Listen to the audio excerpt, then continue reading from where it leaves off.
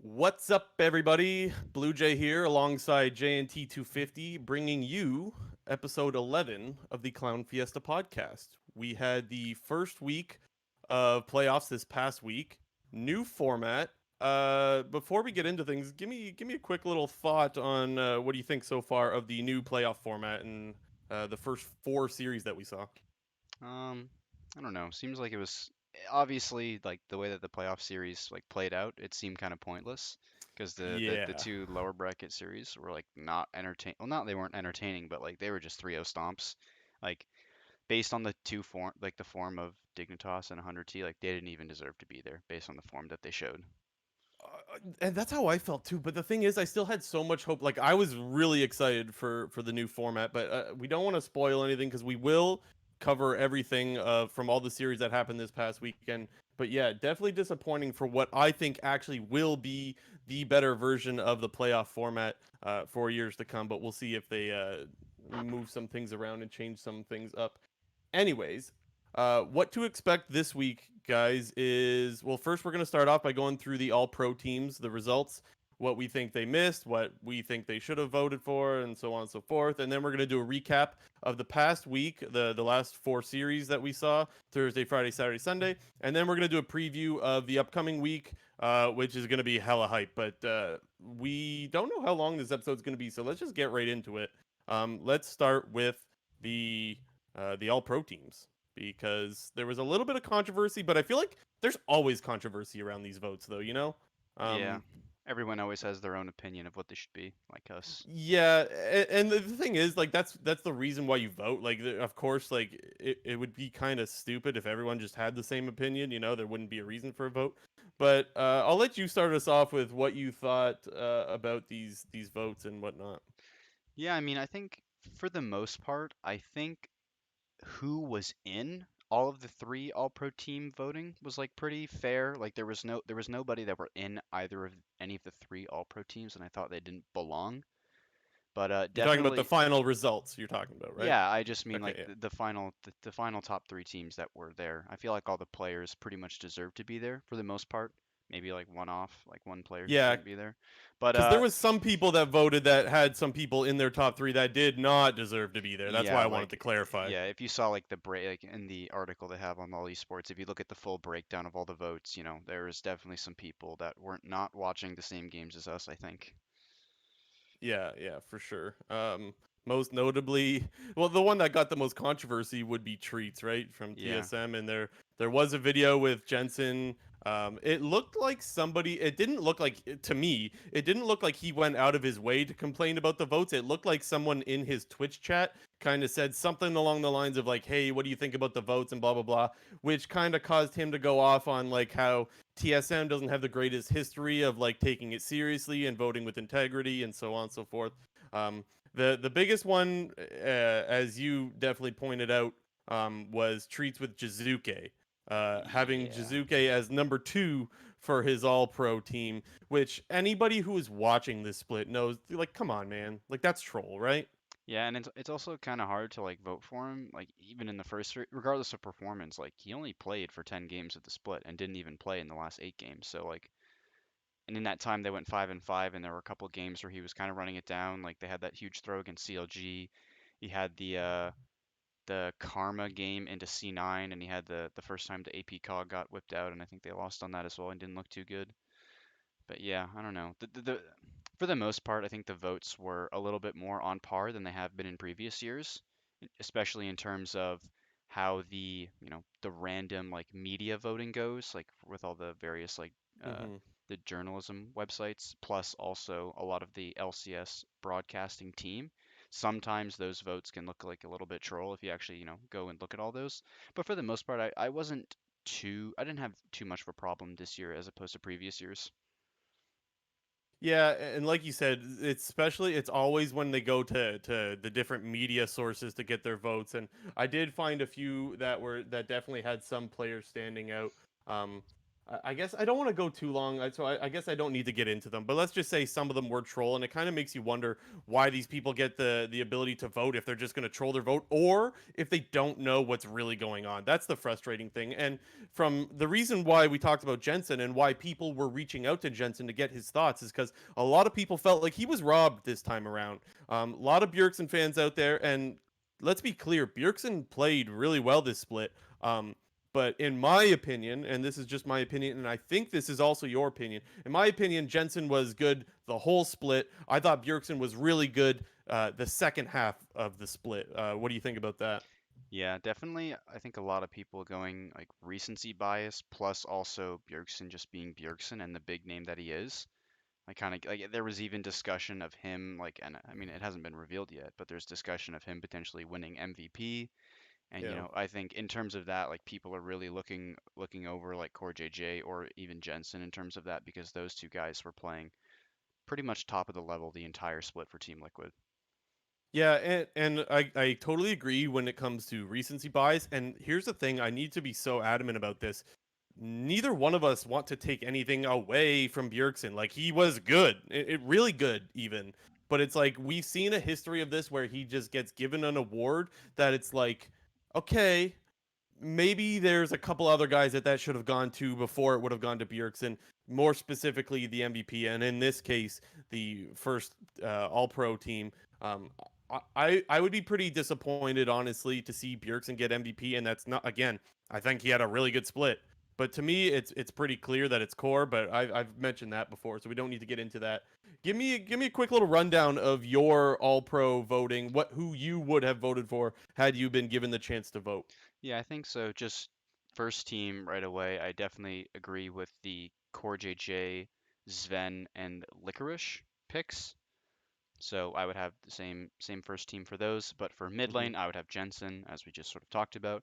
And for jungle, I actually would have had Closer. I know I'm kind of like a little bit of a Closer fanboy right now, but I think regardless of Golden Guardian's first half of the split performances, I think he played very well in a lot of the losses that he had.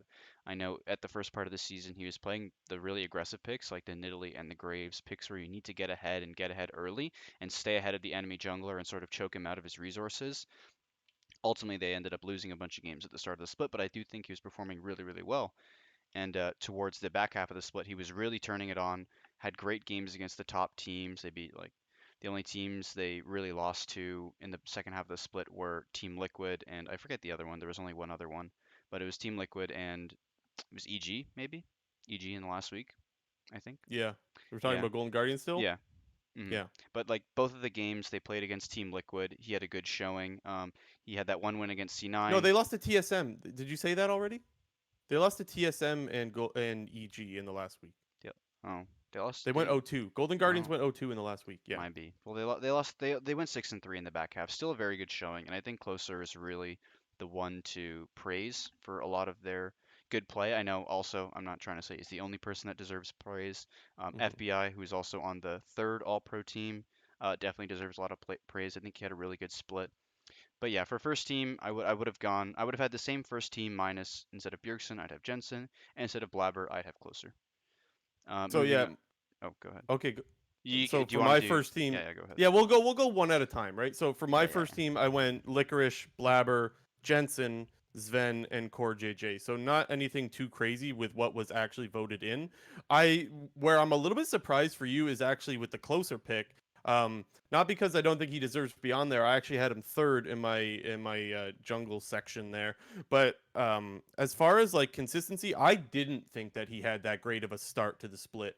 And so I actually think that if we're going for consistency and being good, I would have had Santorin way before I would have had Closer. And to me, it was in between Blabber and Santorin. I thought Blabber was just so good at the start of the split. Like we were talking about, was he the greatest of all time? That's how good he was at the time, Blabber. So that's why I ultimately went with him. But to me, I'm actually really surprised to hear that you put Closer first, but definitely deserving of some praise. I think he did look good all split long. But who do you got for a second team? just to quickly circle back on that, it's kind of for me the same reasons why you think you say consistency, and in my opinion, I think Blabber, um, a lot of the blame could be attributed to him and his like potential over aggression and his his champion picks. I know that's not necessarily his fault, but I don't know. Just in terms of consistency, I thought Blabber had a pretty inconsistent second half to the split. Yeah. He had some good pop off games, like when they played the Hecarim game against TL. Ultimately got outscaled, but with the Sona Lux pick, I thought it was good. But to your point, I guess in my view, I thought that Blabber was more inconsistent in the second half of the split than like I then I think Closer was more consistent in the first half of the split, performing well. So like kind of like an Gotcha. addition by subtraction sort of methodology for Yeah. picking Closer in jungle. But I do think it was very, very close. And like you said, like we were talking up Blabber as like he is potentially one of the best LCS players of all time. And I think he deserves to be recognized, but maybe again that's just me being a bit of a Closer fanboy. Yeah. Maybe. Who do you got second? My Second team. so yeah, my second team would be Impact top lane, Blabber second for jungle, mid lane Bjergsen, ADC FBI, and support would have been it's escaping me Afremu. Okay. So yeah, I actually also had Afro. I think that was really disappointing to me because I saw there were so many people that were so quick to say like Sumday's on a bad team, but he's carrying this team, and so Someday should be on there. And I think Someday made the list somewhere. I don't know if he was 2 or 3, He but was Someday two. was definitely yeah. And so that to me was like, is that not Afro Moo? Like to me, that was the exact same thing that Afro. So I was surprised by everyone saying that, and I thought Afro had a way better split than Someday did. Despite I think Someday did have a really good split, I just thought Afro was better. So, anyways, I had Afro on there. I had Solo in the top lane. I think he was just great and consistent all split long. I had Santorin. I mentioned before how I thought it was Blabber or Santorin that should have got the one. I went with Poe second. This I was so back and forth between Poe and Bjergsen. I could flop them both back and forth, but I ultimately went with Poe. I think this guy's getting no praise considering how good he was this split. He led the league in kills. And his KDA was great because of it. It's not like he was dying a lot. This is a guy like people will say like he takes up a lot of the resources, and it's like okay, but he carries the freaking game, right? Like if you're gonna take up the resources, as long as you don't like Echo Fox Froggin, so to speak, and you just farm everything and not really do much with it, that's a problem. But if you're gonna carry every game, let's fucking go. So I really like Poe doing that, and then I had FBI on there. I think he was a solid rock all split long. I really love seeing FBI start to get a lot better. Let's hop into the third team. Who do you got there? Yeah, so my third team, I had Solo top lane, Santorin jungle, Niski mid, Johnson ADC, and Vulcan support. Okay. I thought about putting Johnson on there. I didn't do it. I ultimately put him just down as an honorable mention. I actually went with tactical in the AD spot, but my full list is Someday.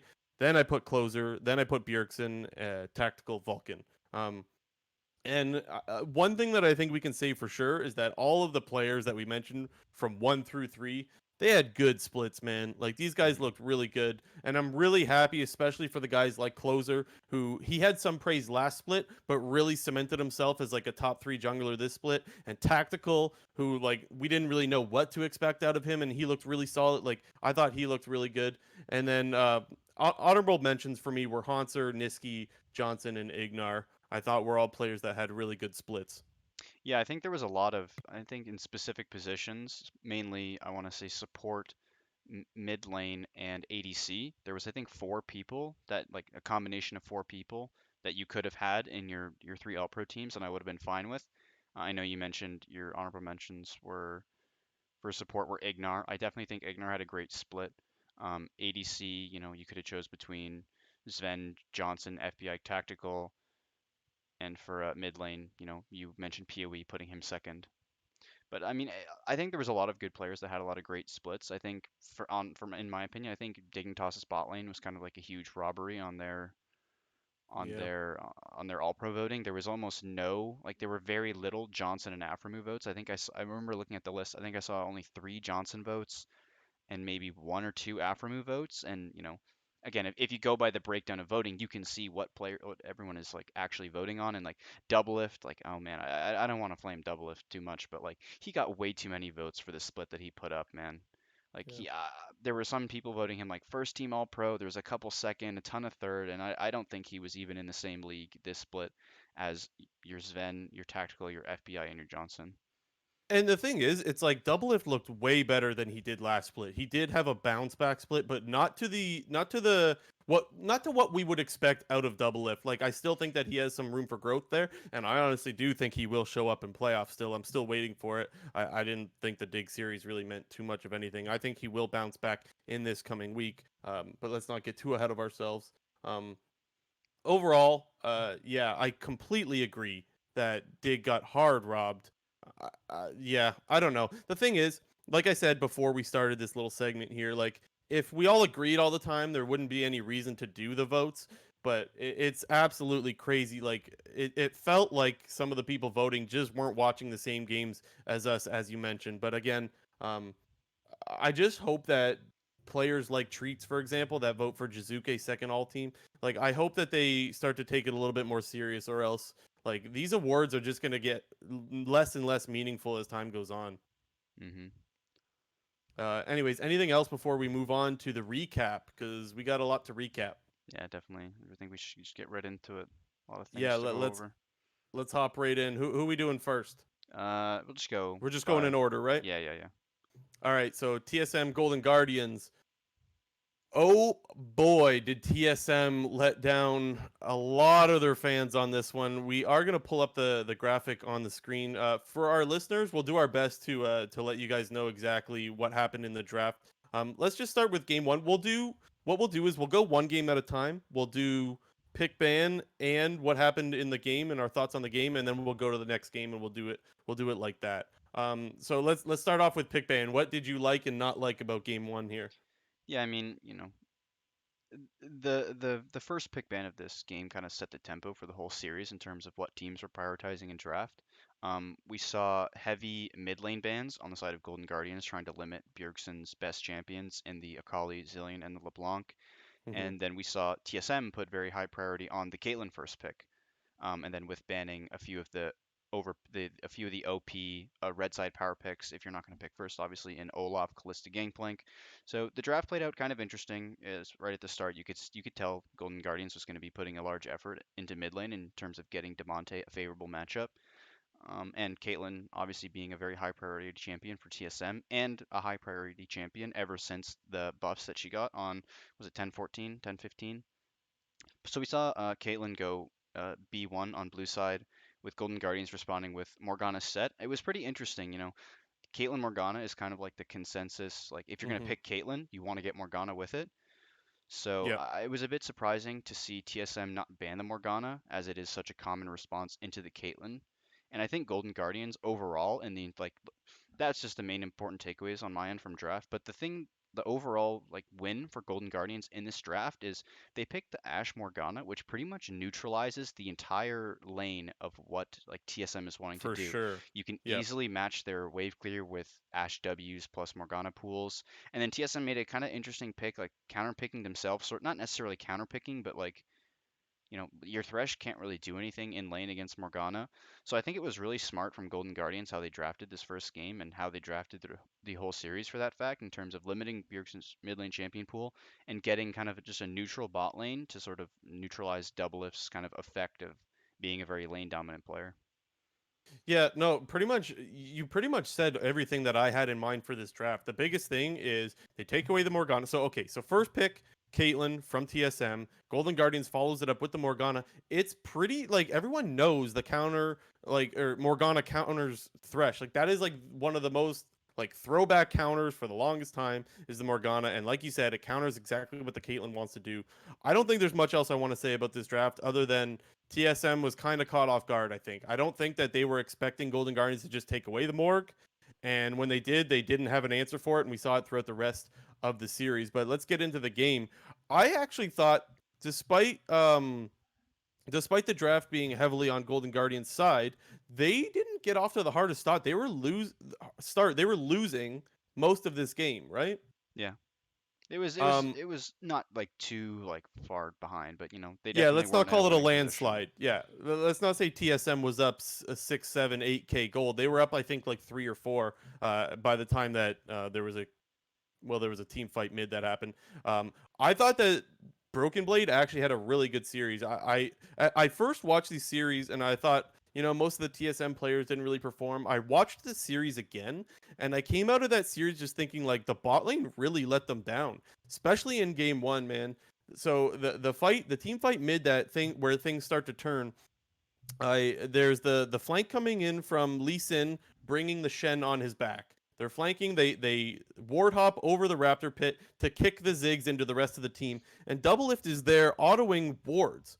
And I know that he might be building up his headshot. I talked with someone about this earlier, but he autoed a ward 4 times before autoing the Ziggs, and that I could not believe. I think even if you're building up your headshot, it's worth just not being in the bush autoing the ward.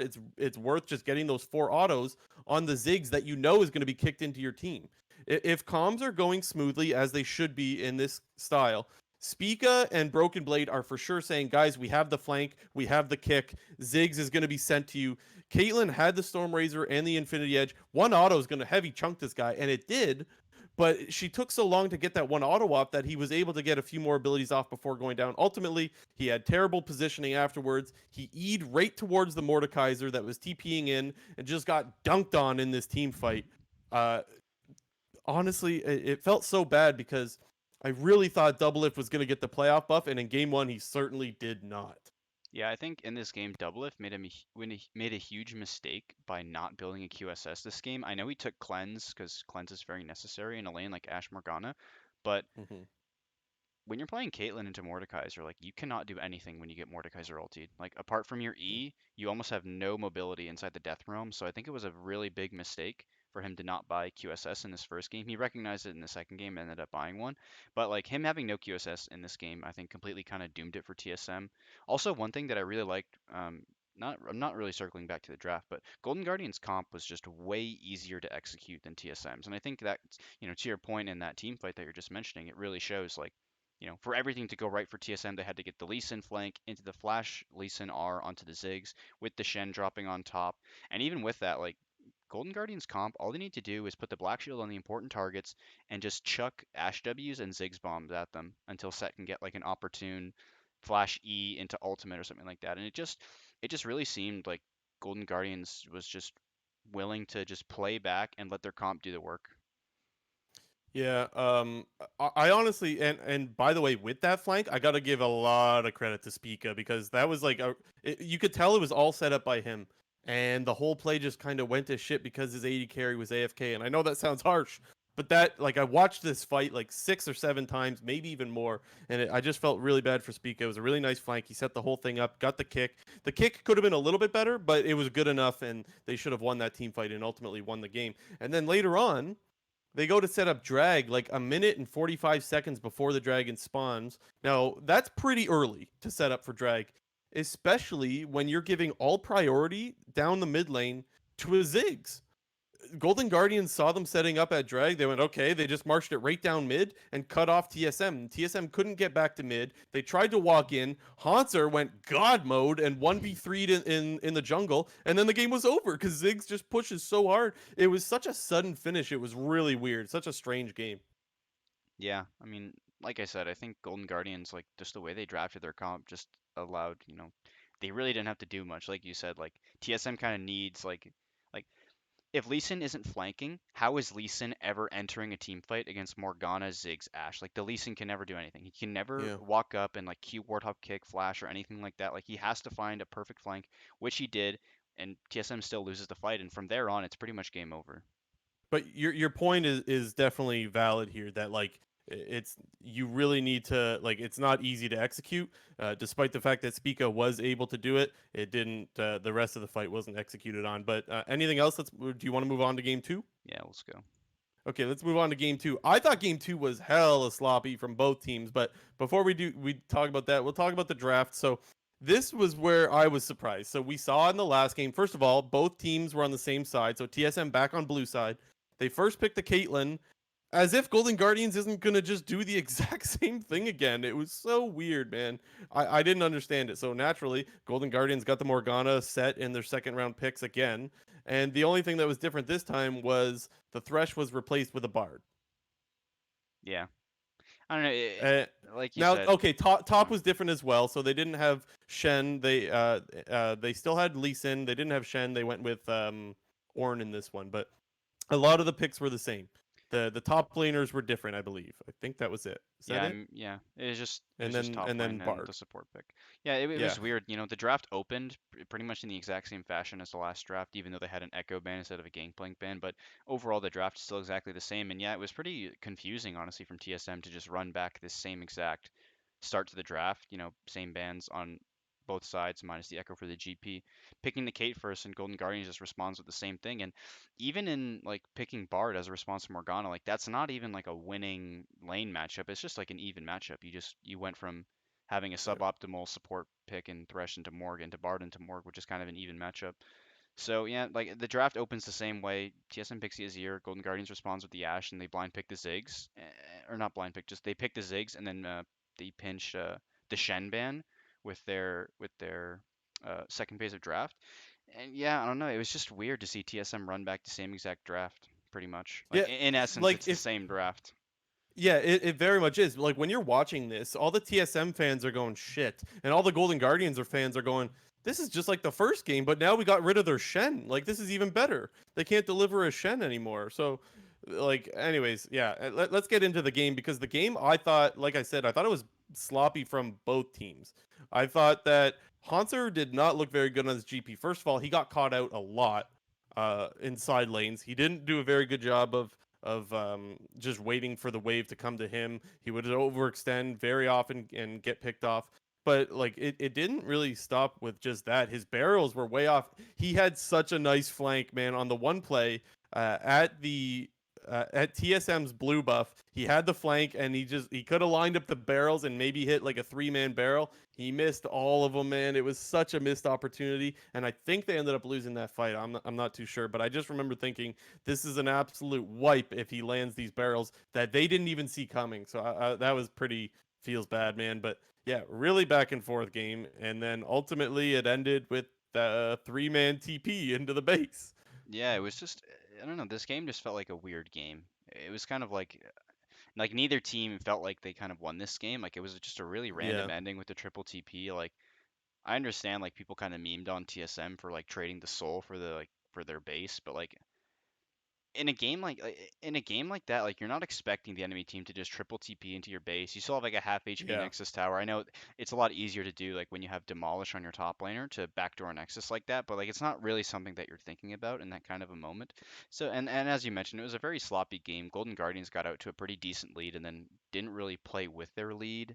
And then Hmm. TSM kind of ended up like throwing it back to them by trying to save the top lane TP, the top lane tower with double TPs. They got like 2 for 0. The Golden Guardians in a winning position, and it was just a weird game. I don't know. Like you said, very messy game. Yeah, and I don't think that you can expect a triple TP. And again, like you can't just not go to Soul or yeah to what was it, Soul or was it Elder? Regardless, It you was gotta Soul. go. Yeah. Regardless, you gotta go. Like you need to contest that, or you're gonna lose the game anyways. But yeah, pretty sloppy game. I didn't feel like either team really looked all that great. Anything else before we move on to the last game of the series? Nope. Okay, let's go right on to the last one. So again, Golden Guardians was very much showing that the way to shut down TSM is to ban out Bjergsen. So they did the Akali and the LeBlanc ban once again. They banned the Relia this time, which was a little bit odd, but yeah, it wasn't too crazy of a draft. The only thing is that you saw that it was blue side in this series that prioritized the Caitlyn. So this time around, Golden Guardians got the Caitlyn.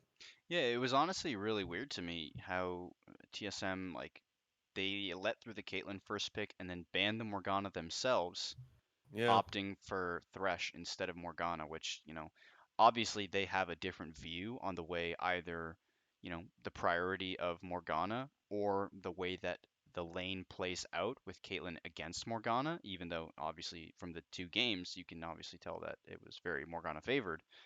But I don't know, it was just weird. TSM obviously, there was a double lift interview this week where they said that they didn't have a proper read on the meta, but it really showed here in It this felt that draft. way. It really showed in this draft and what Yeah. they were picking. But This was, yeah, like you said, similar draft in terms of the previous two games, except teams swapping sides. Golden Guardians prioritizing the Caitlyn, TSM themselves taking the set Ashe, and then also the Gangplank this game. But the main thing that like, I guess not really like with draft anymore, but the main thing that I thought about this game was that like TSM picked the set mid with the Nidalee, and then just proceeded to do nothing in the entirety of the game for the first 20 minutes. They just did nothing. Like you're picking set mid, which is, not necessarily a scaling champion, but it's an engaged champion that just pretty much concedes the lane and concedes priority.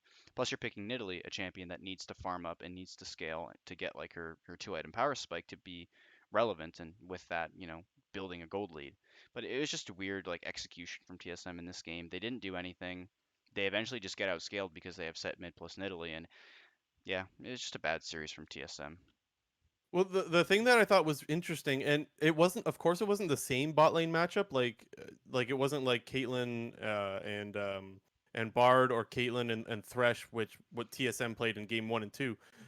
It was Caitlyn and Tom Kench, but TSM still just got dogged in this lane. So it was like they couldn't do anything with the Caitlyn. They give up the Caitlyn, and then they get wrecked by that too. So it was like FBI was just having his cake and eating it too. Like it was he was owning this series. He had such a good series. I think he got player of the series, if I'm not He mistaken. did, yeah. And so, and then I remember at one point TSM sends their bot lane top, which I wasn't too against because it was like, okay, they're getting wrecked in this lane. They want to try to lane swap, send their bot lane to the top lane and try to get some plates there. But they didn't really even do that either. They didn't really get much up there. All they really did was just give Caitlyn free farm bot lane, free plates, free tower, and now you've got the Caitlyn scaled, and now you're gonna have to deal with late game Caitlyn. And sure enough, they did. Also, I want to mention this was the game that Doublelift got a lot of flame for not buying his item. This is where he TP'd back the lane without any items. He bought boots, I think. Yeah, I think I remember when we were watching this game, but I remember thinking that I remember they flashed up the gold, like Double Lift's gold, a few like maybe like 10, 20 or 30 seconds after they kind of noticed that he missed his buy on his recall. But I can only assume just like maybe obviously Double Lift just forgot to buy his items, but I can only assume that he was TPing to lane and like TP'd like press the teleport button with like 1290. The number is you TP with 1293 gold, and then by the time your teleport's about to complete, you can buy your BF or you can buy your item with And he did it with 1300. 92. Is that what you're saying? Yeah, so maybe he did it with Yeah. 92 or something like that. But the number is you always TP when you're 7 gold away from your item, and you can always buy your item right before you actually get teleported to your lane. So I would only assume that it's something like that would happen. Like I said, there was a double lift interview where he said like he wasn't tilted at all during the series. So and he did get a lot of flame for it, but I think some of it was a little bit undeserved. I see. I don't know if like so a couple things. One, Doublelift is the first one to flame someone else. So like when things go wrong for him, I expect the whole community to just go Yeah. after him. I think that's gonna happen. Not that I want the community to do that. That's just what I expect to happen. The other thing is for him saying he's not tilted. It. I mean, I don't know. It didn't look that way. He definitely looked tilted, man. With one not buying the items. Also, that happened like 2 weeks ago. It's not long ago since he's done that before. So I'm surprised he made the same mistake again. And what was the other thing? Oh yeah, when he tried to 1v1 Mord in the river and he got the Bjergsen death stare. Oh That yeah. was like that to me was a tilt play. Anybody, even I think it was Azael is watching this. He's like, Douglas is gonna try to 1v1 this Mord. He's gonna die or something like that. I just heard it in Azael's voice that he's like, this isn't gonna work out well. Everyone's watching it going, this can't be good. He gets ulted, he gets clawed, he's dead. And Bjergsen gives him one of these.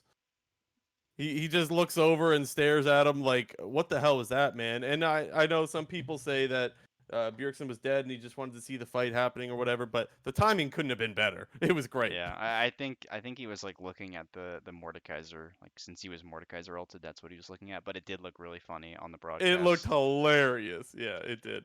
But yeah, this game was closed out fairly easily by Golden Guardians. I'm watching the game. I remember thinking like, TSM won't go away. They're that team that never like they're a good team. They'll find it. They'll get their shit together, and they just didn't, and the game was over. Yeah, Not really much to say about it, and they got sent to the losers bracket, which we will get to shortly. Anything else though before we move on to our other winners bracket yeah. I series? just gotta put this photo up here real quick. Go up, What yeah. do you The Hanser what do you photo. got? Oh, true. Dude, I'm always out here looking at the player cams, like one eye on the player cams, one eye on the game, because I always want to like catch these like funny little things that happen in the player cams, like the insanity juice thing. But like, man, it was such a meme on Twitter after when the series was going on, like Hanser's face cam glitching out. It It was was it really, was really it was funny. funny. Just had to You throw saw that in Haunter there. using it. You saw a bunch of people using it on Twitter. It was great. But anyways, let's move on to FlyQuest and EG. This series, this went the whole 9 yards. We went 5 games in this one. I really liked this series. I thought it was good. I'm glad that EG showed up. I didn't think that they were that weak. There were some people, I won't say who, on other podcasts saying that they thought EG was the worst team uh in the playoffs, and I was just like, nah. Like, I don't think so, man. And they had a good series. They not a great series. Let's be honest. I didn't think they were amazing, but I thought they had a decent showing. What did you think? Yeah, I think, people were expecting the series to be a little bit more one-sided in FlyQuest's Yeah. favor, but it actually, yeah, it was the best series of the weekend, mainly because it wasn't a 3-0 stomp, and it was a great series. Yeah, it definitely was. Let's get into the first game. Let's get into pick ban. What did you think? Well, actually, I just kind of want to talk about the Heckram. I think that was like I really liked the Heckram Galio combo. What did you think about that?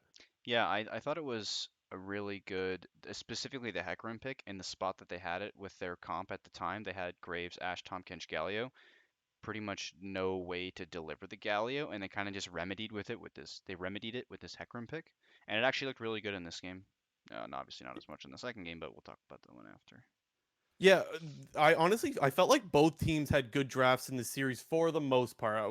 Game 4 and 5, I have other opinions, but or maybe it's just game 4. I don't know.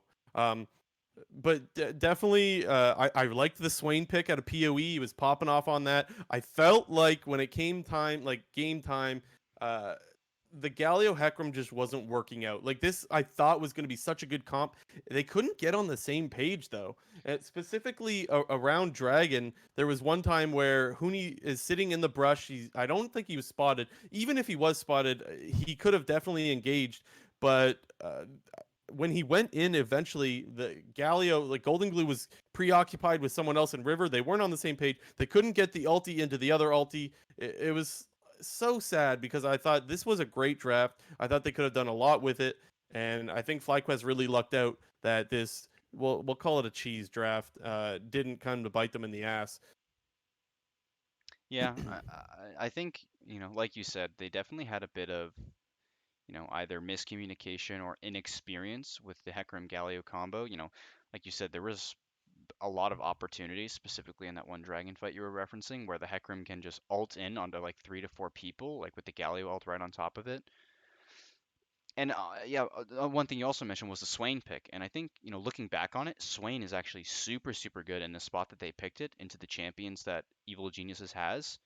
I remember I was watching LS talk about specifically the Swain pick and how like pretty big brain it was into EG's comp at the time, being the Galio, Tom Kench, Ash, and Graves, somewhat pretty immobile champions in terms of like if Swain is standing in the middle of them, they don't have instant like flash or dash keys or long dashes to get out of the range of the Swain, and Swain being a drain tank, being very good into the Tom Kench, and the Galio also being just generally magic damage mid lanes are super good into Graves. But I thought both drafts were really good. I think obviously EG failing a bit on execution, but we did see their comp do some work. EG's comp has to get ahead to win. That's kind of what it is when you're playing a Hecarim, and they were doing that for the most part. A little bit of misexecution in their fights, and at that point, FlyQuest is running Shen, Swain, and they're never gonna die. But I thought it was a Yeah, really, I thought it was a really good first game, and like you mentioned, FlyQuest in some sense got a little bit lucky that this EG sort of cheese didn't really work out. well, and that's the thing too, is like when you come out with a new pick, you want to make sure that you get a win with that one because you've kind of shown your hand now, and game 2 is where teams have the chance to adapt in their draft, and we'll get to that in just a second. But uh, Poe Swain absolutely popped off in this series. He took Ignite mid, like he was not fucking around. He was ready to fight, and sure enough, he snowballed. Golden Glue, he ran it down, man. He was not having a good Galio game. He Yeah, got he ganked went. very often and got punished very often. He just got beat up. It was interesting. He went Predator Galio, which I don't think I'd ever That was seen. weird, I man. I had That was never so seen strange. any person go Predator Galio, whether it's mid or support in any region in any game. I've never seen Predator Galio. I, I wonder if it was a misclick or something. It doesn't make sense, man. Like I, you can ulti like what you don't need to run anybody down. You can ulti across the damn map with your Hecarim that's in there. Like I don't know. yeah, Anyways, I enough wonder if it about was that. like I wonder if it was just like a misclick on electrocute. But like to your point about like if it being a misclick, I'm pretty sure you're allowed to remake if you select wrong runes because I know they do that in LCK. Okay. So Yeah, I can't speak to that. I don't know how they do that. But regardless, it happened. FlyQuest stomped them. Maybe not stomped them, but definitely looked good in game one. Let's move on to game two though. What did you think about game two? Anything from draft that really stood out to you? yeah, I mean, it was an interesting draft from EG side. They kind of like minus their Hecarim pick at the end, but they really switched up their sort of game plan. They went for the set first pick. We all know how I feel about set, especially blind picking the champion. But they went for the set first pick. FlyQuest responding with Ash Volibear, two champions super good into the set. I just thought it was really weird that EG again then like switched up their draft totally, and to in my opinion doesn't really match like Zazel's sort of play style in picking the Zyra Rakan. I think Zazel, it's weird. I think with Zazel, he really is dependent on the champions that he's playing. I know we've mentioned his best champions are the Braum, the Alistar, and the Yumi when Bang is playing something like an Ezreal or I don't know, and just any old Yumi champion. But those three champions, when Zazel gets any of those champions, I think he really is really proficient. But when he's not on any of them, it just feels like Zazel is, man, I don't want to say like one of the worst supports in the league, but I want to say one of the worst supports in the league. I think his play on champions that aren't the aforementioned ones are just not good. So I thought it was really interesting for EG to do a bit of a 180 in terms of, their prioritization in game one to game two. See, I don't really mind the Zyrakan. Like it's okay. It's okay to me when there's a lot of 80 carries banned, but in this one you could see it was just pretty much the Caitlyn and then the Ashe was taken. So there was a lot of other options. However, I do think that his Rakan is pretty good. I think that is Zazel's strong suit is being able to engage. And while I do think his Alistar is a hell of a lot better, just because he's a really good Alistar, I don't think that his Rakan is that bad. In fact, I think he had. We'll talk about it a little bit later because he did play Rakan in the other series, and he looked pretty good on it in that series. He Mind was you, also weaker playing opponent for against sure. 100T.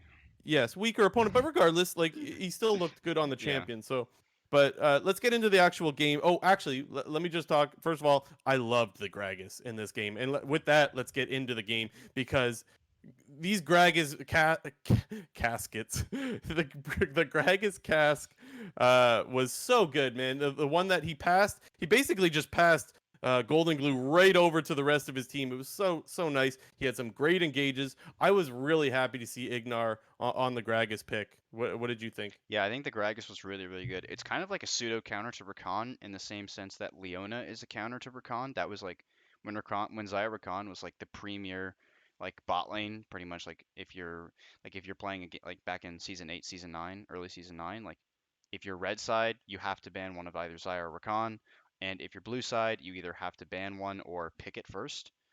So, Gragas is kind of a pseudo counter in the fact, like Leona was, where the Rakan dashes in, you press your stun ability, and you just lock down the Rakan, or in Gragas's case, you send the Rakan into your team to kill. So, like you said, I really like the Gragas pick from Ignar, and just in terms of the overall game, like FlyQuest just drafted like a super super strong mid jungle in Volibear Syndra, and kind of just ran the game a little bit over from that. Like the EG draft, it was better than their previous draft in terms of they had a bit of safety in terms of scaling with their Xayah and their Azir. But I think FlyQuest just played this game really, really well, specifically around mid jungle and just, you know, the Mordekaiser also just dogged the Hecarim. But Oh man, yeah, that like play was crazy, man. The 3-man claw with the Dragon Steel, that was like yeah, holy shit, Hanser was man. popping off, but not to, he was definitely the flash of Hanser? that game. Yeah. Solo, Oh, sorry, solo. Solo. Hanser was Easily also playing. confused Yeah, with yeah. Hanser He because was yeah. also playing Mord, but yeah, Solo's Mordekaiser was really popping off. But I think really taking like when I took another look at this game, like EG just couldn't do anything with like the FlyQuest mid jungle. Yeah, you know what? It was very different. Was the difference between Hecarim in game one versus game two? Hecarim really struggled in this one, and this game was more of a stomp, I would say. Um, but yeah, not really much to it. I think that once you pick this Heckram, so we saw Heckram in game one did well. They didn't get the win. Oh shit, right? They run it back, and then it looks worse. Now you're Yeah. panicking if you're EG, but they were able to turn around in game three. One thing, just before we move Let's on real quick, I just want to mention yeah, go for it. FlyQuest level one. We kind of just skimmed over, but their level one was actually really good. Obviously, I would assume Right. Yes. a lot of research from their coaching staff in terms of scrims and what their opponents like to do on their level ones. Great level one from FlyQuest with Ignar preemptively eating over the Dragon Wall to get into the That right is a side jungle. classic though. With Yeah, the yeah, no, yeah. Gragas, I've seen. Yeah. Yeah, Okay. like that, you know, you have like we've seen various champions do that, like Shen doing that, or you have like Sion, like the Vitality Rakan. special where like Sion flashes over. Like, oh man, Yep. Cowboy Shard did that all the time. But yeah, Yeah. FlyQuest had a great level one that game, and I think that should go. That should give some notice specifically to the FlyQuest coaching staff and that. Yep. Yeah, good prep. They punished we'll call it lazy prep, I guess, for lack of a better term. But anyways, move on to game three. Game three, I didn't really care too much about the drafts. The only thing, and if you don't want to hear it, I'm sorry, everyone who's listening, because you're going to hear it a lot in this show. But the Renekton Oh, we're blind. just getting started here. Oh my god. Anyways, the Renekton blind out of FlyQuest I thought was really bad, and they got punished for it in this one. Yeah, in terms of the draft, EG doing again.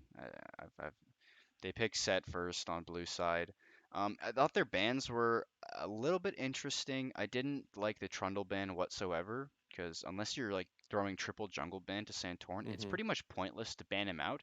He's gonna play like if any of Volibear, Trundle, or Set is up, he's insta picking all those champions. So I don't see any point in banning out any Santorin champions unless you're gonna Yeah, go because he's so good on yeah, all like of them, right? Like, unless you're gonna go triple jungle ban and then first pick your jungle, I don't see any point in banning a jungler against Centauran. You kind of just have to, when you're facing FlyQuest, you kind of just have to give him what he wants, or you have to just pick something super aggressive into him. But FlyQuest, again, they just took the back seat in this draft a little bit with picking the Ashe and Volibear, and yeah, where it really got bad was the blind pick Renekton. yeah, Like, and this game was super slow. Like, if we're talking about actual gameplay now, it was like not super slow, but it was pretty slow. It went a little bit long, and there wasn't too many team fights happening. Not a lot of kills, and it kind of just ended very suddenly. Golden Glue got the shockwave that hit the Ash. Turtle got caught a little bit there. It was followed up by the Senna W, and then he got rooted there, and then Huni, everyone trying to peel for the Ash allowed Huni to just come in and get, I think it was a three-man ulti with the Gnar there, and then the game was just over all of a yeah, sudden. Then it was like, he okay, now finally the hit a game's Gnar over. ult, and then they won. Yeah, Huni yeah, whiffed because like he did whiff a lot of he them. whiffed like five ults that they caught on like the cat like on the actual broadcast. Could have been more, I don't know, but he whiffed like five ults that game. I don't know. Yeah, yeah. Yeah, But not much more for me to say on that game, honestly. yeah, a slow game like you said. It was oh man, just the thing that mainly sticks out to me in this game was that Rift Herald top lane. Like that was like Oh, a true. tragedy of a Rift Herald. Like Svenskeren put it like behind the tower, and then the minion wave walked up, and then I don't think they realized that the rift was hitting the minions, so they went to go like clear the minions, and then like FlyQuest ended up That was sending three disaster, top man. lane, and I thought the game was going to be over right there, and I was like, oh no, don't end the series like this. But EG managed to bounce back on this one. I think it was kind of like the drafts were just kind of neutral this game. It was weird. Yeah, we got someone in the chat saying the downtown Ash arrow was beast. It definitely was, man. That was from base. Turtle sent out the arrow, and I mean, it was pretty damn nice. And yeah, added insult to injury on that one. Um, are you good to move on to the fourth game? Yep. Okay, so now we have FlyQuest up 2-1 in the series. Going into the fourth game, I was really curious what the draft was going to look like, and then okay, to me the one that pissed me off was the Jace pick. The other team had already locked in, so EG already locks in Shen, and then you follow that up with a Jace pick. That was the one that got me in this draft.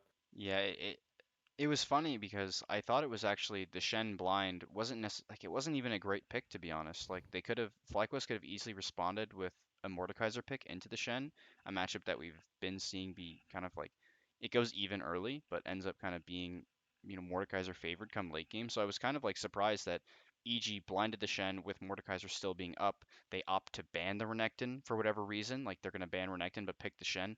That doesn't make any sense to me. I would much prefer a Mordekaiser ban instead of the Renekton ban if you're going to blind Shen like Yep, that on yep. B4.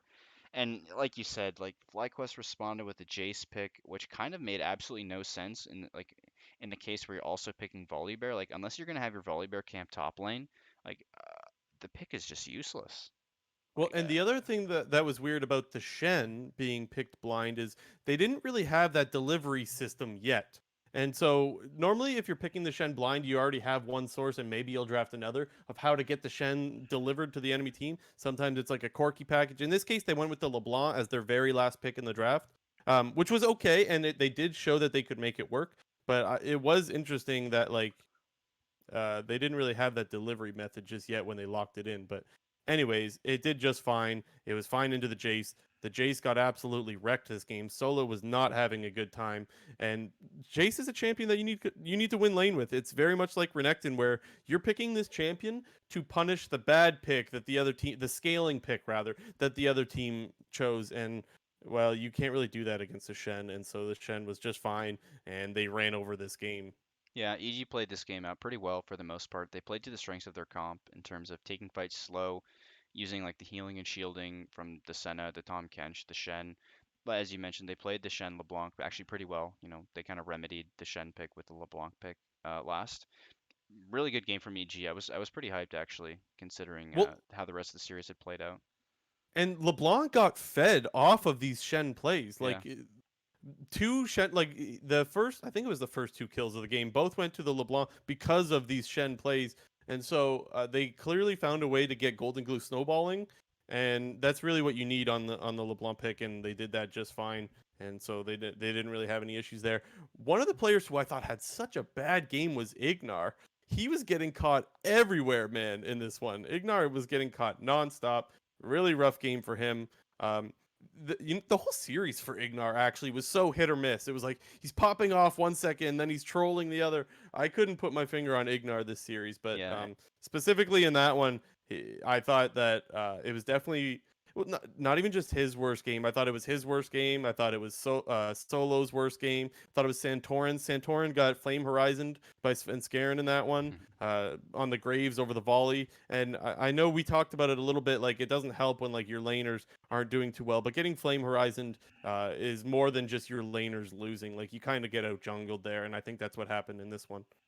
Yeah, definitely agree. I think Ignar wasn't exactly respecting like the reach that the LeBlanc and the Senna had. Like even though he's like a full wall away from the LeBlanc, like and he can portal away, like double dashes with the Shen on top of you just means you're dead. And I think he definitely, underestimated just in the whole reach, like in terms of Yeah. reach that EG had, and he got punished a lot this game for his poor positioning.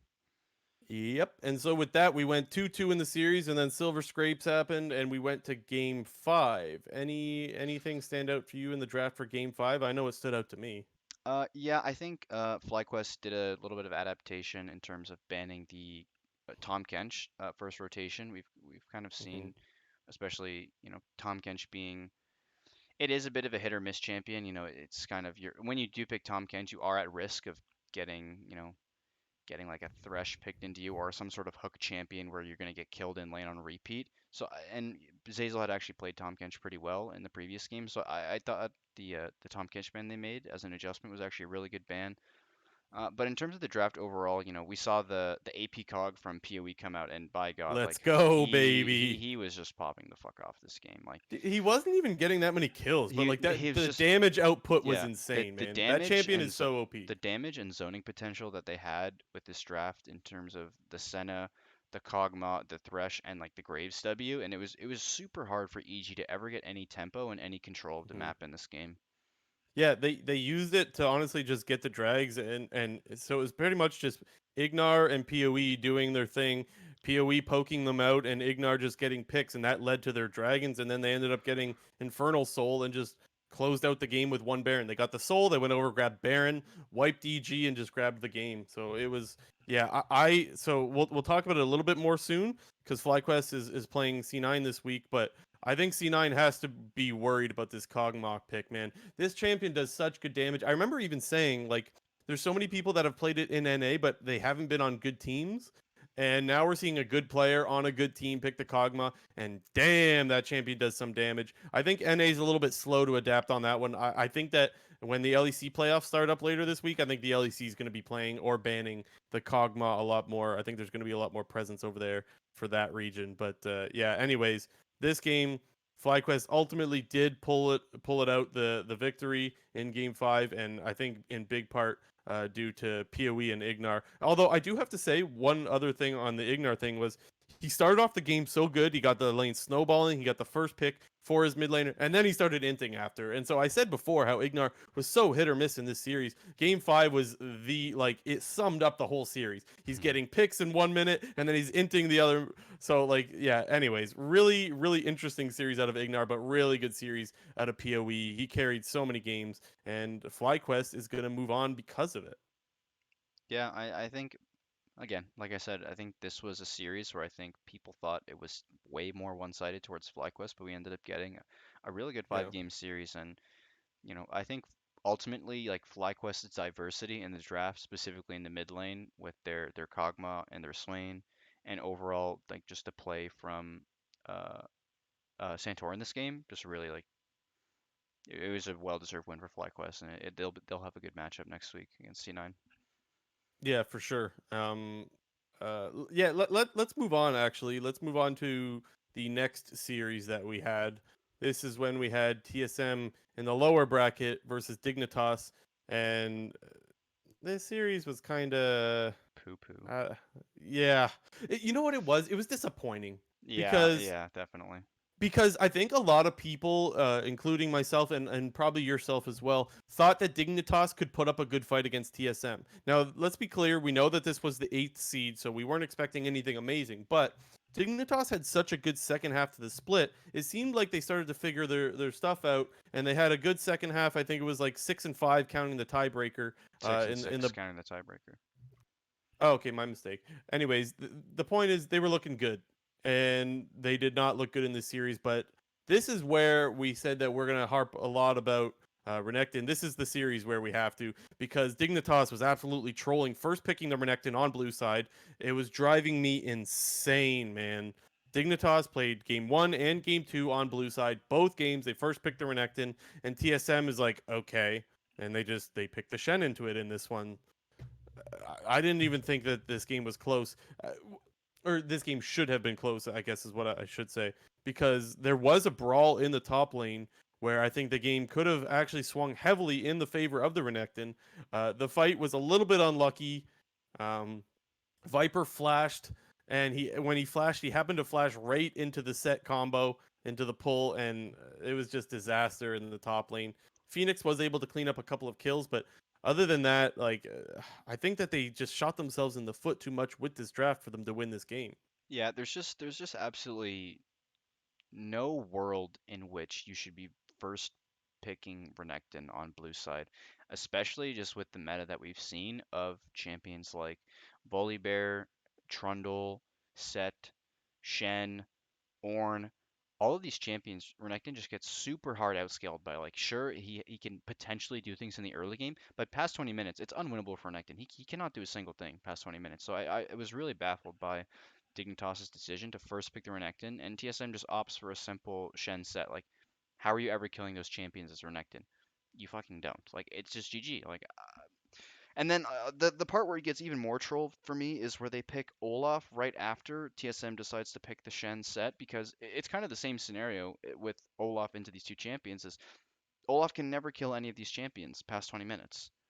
The shielding and the tankiness is just way too much for champions like Olaf and Renekton to be able to do anything. And if you're You're drafting, counting on snow. You're yeah, counting on having snowballed if the early if game, you're right? if you're drafting in a game like this, like you need to be up thousands of gold by 20 minutes, and you need to have Drake advantage for your comp to actually function. So And ultimately, that didn't happen. yeah, like you said, it was kind of more disappointing to see. Uh, this series was disappointing because with TSM's underperformance against Golden Guardians and Dignitas's somewhat strong end to the split, I think people were expecting a very close series. But this game one, it didn't.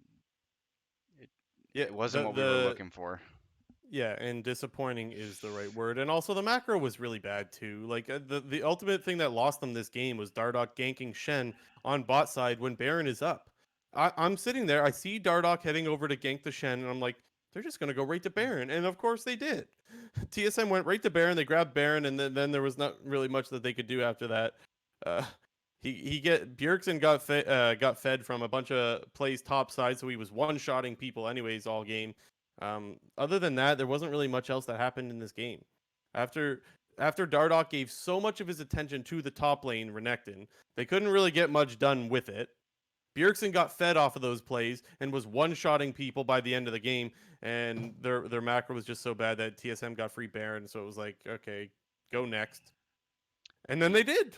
They Yeah. went next, and they did the same freaking thing again. They first picked the Renekton again, man, and this was really sad. I actually thought that somehow their draft got even worse in game two, because not only did they first pick the Renekton, and then that got followed up again by Shen and Set. This time you picked the Zoe blind, and now TSM did not punish this pick. But what's a really good mid lane champion that's good into Zoe? Well, it's Syndra. And what is Bjergsen's best champion? Also Syndra. So I could not believe that they actually flexed the set mid. Now, don't get me wrong, I think set mid is just fine. But Bjergsen has like 70 games lifetime on Syndra. He's got a 70% win rate on Syndra. Like, I thought that this was so obvious. I was like, I can't believe I'm watching this draft. They didn't get punished by it, but I definitely thought they should have. Yeah. This draft definitely didn't help the Dignitas situation here. Uh, I don't know what else to say. What did you think about the cane? I didn't mind the cane that much. It was like whatever. Like I I didn't thought it mind it. It was eh. I thought it was okay. Just it gets heavily punished by it. It would have been a fine pick if Nidalee wasn't in this game, and they opted to pick it into the Nidalee, and we all saw how that went. But it's actually Kane's actually pretty good into Shen, Set, and Braum, but it was just kind of weird that they picked it into Nidalee because it's very Nidalee favored. Yeah, and the thing is, if you're gonna go in as Kane, you kind of want to one shot someone, which is a lot more difficult to do when there is a Shen on the enemy team. Um, with that said, yeah, I can't. I'm really surprised that TSM opted to go with the Nidalee rather than the Syndra. But I mean, they did that, and then what happened in this game? Okay, what I do remember happened was the Zoe. So first of all, Dignitas was having trouble getting some damage dealt. Um, and I think that this was in big part because Zoe. So Zoe gets a quadra kill in River, and she's not able to go the death cap route because she's already started building towards the Zonias. And so at that point, once you've already committed to building the hourglass, I'm like, okay, like you can't just go buy the components for the Rabadons now because you don't have enough slots, and it just doesn't make sense. You'd be stuck with a bunch of half items. But I don't think it was correct to go for the Zonias. I understand that you want to have some survivability, but you need to deal some damage. You're the only AP threat in this game. If you get a quadra kill, you want to be like, sweet, I got a quad. I'm going to be getting a Rabadons, and I'm going to melt these guys, and I'm going to one shot them because I'm playing Zoe. And that was not the case. So, yeah, I just felt like the itemization was really poor out of Phoenix, and I thought that was one of the main reasons why they couldn't win this game despite getting a very, very fed Zoe. Yeah, I don't think there's too much more to say on this game. Another Yeah. pretty poor Dignitas draft. Ultimately, the downfall of the game, I think. Yep. And then, of course, after that, we have TSM up 2-0 going into game three. What did you think about the game three draft? I thought it was a little bit better. Um, it was a little bit better, but for the most part, we've mentioned this with all the series in terms of the Caitlyn and Morgana priority. Uh, Yeah. Dignitas not opting to pick the Morgana after TSM goes Caitlyn first pick. Like, uh, were they not watching the rest of the playoff series, or like Golden Guardians laid out the blueprint what's on going how on to here? beat this team. TSM goes ahead and does the same mistake in draft by first picking the Caitlyn. I'm like, oh, I know what Dignitas is going to do. They're going to do exactly what Golden Guardians did, and they're going to take the Morgana away. No, they don't do that. They instead Yeah. give up the Morgana. Now you got Caitlyn Morg. Now you're getting shoved in. Oh, what a freaking disaster this was. Now, mind you, Ash and Karma is not terrible, by the way, into this matchup. Like you can like hold your own there because you have a lot of poke and on your side. But yeah, to me, it was just so obvious that the blueprint was laid out on how to beat this team, and Dignitas opted to not go that route. Yeah, it's like Sure, the Ashe karma isn't as bad as like the Ashe Morgana, but the problem is that you left up Morgana for TSM to pick. Like if Morgana Yeah. was banned, then your bot lane's fine, but it was up and you didn't pick it and you gave it to them and it's GG. And you swapped over to red side, and you're like, okay, I wonder what the top lane, counter pick is gonna be, and you just pick Ornn, and it's like, I'm sure Camille's more than happy to play into the Ornn. Honestly, mind you, he did get solo killed later on, but that's besides the point. I think that Camille's more than happy to play into the Ornn because Camille wants to scale as well, and so you didn't really do much of anything on this. Also, even though Treats got the Morgana, didn't really look too good on the Morgana in the game. He couldn't even black shield an Ashe arrow. I thought Yeah. that was pretty bad. I was like, you as a pro, you need to be able to react to that. Ash Arrow is not that fast of an ability. You should be able. Your reaction time should be good enough to react to that ability, and he didn't, and they end up dying. Well, yeah, the two of them actually ended up dying in that play, but ultimately it wasn't really enough to take the win. I felt so bad for Johnson because this was his first playoff series, and in a very crucial team fight later on, he just randomly stepped on a trap. Uh, it wasn't that hectic of a fight. In all honesty, he should have seen that trap. He just stepped on it. Bjergsen one shots him, and then they ultimately lose the game off that. TSM kind of pinched them into an area where they can't base and they can't reset. Bjergsen's able to base and use his TF ultimate to get back into the fight. Now they got a 5v4 fight with a healed up mid laner. They end up cleaning up the fight and they go right over to Baron, and that's the game. That's the series. So Yeah. there wasn't too much going on there. I didn't really get too much out of this series. That's why I was mostly disappointed. Not a lot of takeaways for me. Yeah, it was hard to judge because I feel like we didn't necessarily learn anything about TSM after their loss against Golden Guardians. Like they just beat down like a poor Dignitas, and like Yeah, we it's learned hard that it's hard to Dignitas take couldn't anything prep. away. We Yeah, learned like that Dignitas couldn't prep despite having lots of time, even seeing what TSM was playing in a previous series. So they couldn't prep properly for their series. And we thought, or we learned that both teams kind of drafted poorly, I think. I don't think TSM was as bad as Dignitas, but I still think both teams drafted poorly. And those were my takeaways. And so I'm kind of worried for TSM because of that, because they're still around. And I don't think that they fixed up too many of their issues despite Doublelift having a lot of confidence that they're going to clean everything up. But I mean, hey, I digress. Anything else before we move on to the last series of the week? yeah. I just want to reference, I mentioned a couple times about an interview that Double have had this week with Travis Scafford. He was kind of talking about both the Golden Guardians and the Dignitas series and how they kind of played out. But one thing that he highlighted was his kind of inconsistencies and problems that he's having with treats in bot lane. And I found it pretty interesting, honestly, just to hear Yeah. him talk about, the current play style that they're having and, that they're not on the same page. And, it's a problem, obviously. Doublelift, the whole reason why Doublelift's not on Team Liquid anymore is because he wasn't on the same page as the rest of his team. And, we're seeing potentially a little bit of that now. And obviously, when they're playing poorly, we all saw what happened in the Golden Guardians series. And honestly, I don't think they did anything super impressive in this series. So we definitely I think, need to be looking at Doublelift going in the rest of the playoffs. And like you said, if he can get his playoff buff. And Mo2, a good friend of ours, said while watching this game, he's an 80 carry main. He said while watching this game, he's like, I could tell that Doublelift is not happy playing with Treats right now. You could just tell that something's off. They're not on the same page, and that was confirmed in the interview, as you said. So, just a little tip of the hat there to Mo2 for calling that one. Just as watching the game, he's got those 80 carry instincts, and he can tell when a support and 80 carry aren't playing well together, and that was definitely the case in this one. Moving on to the last series, honestly, kind of another resident sleeper series. I thought there was maybe one game that was interesting. I think game two was really interesting, but not even for the right reasons. But we'll get into that in a sec. Let's start off with game one here. We got the game one draft pulled up on the screen. Anything that stands out to you, JNT? Anything at all? Yeah, I didn't like EG's approach in the first three bands, nor did I like 100 T's first three bands as well. Really? Okay, go on. Uh, I disagree, but I want to hear why though. well, I know what you're meaning, but I'll Yeah. I'll continue. But EG opting to ban the Caitlyn on blue side makes absolutely zero sense. Even though we've seen, TSM falter with the Caitlyn is Yeah. probably still the highest priority AD carry champion other than Ashe right now in the current meta. So to me, it doesn't make sense to not pick it and decide to ban it. You're pretty much wasting a blue side ban. I also didn't like the Olaf ban on the side from EG. I think Contracts, he's played only one Olaf game so far this split, which was the one game against Cloud9 where they won. Maybe I'm mistaken, but that's the only Olaf game I remember him playing. So I don't understand exactly banning that champion. And they opt for the Graves first pick, which I think is fine.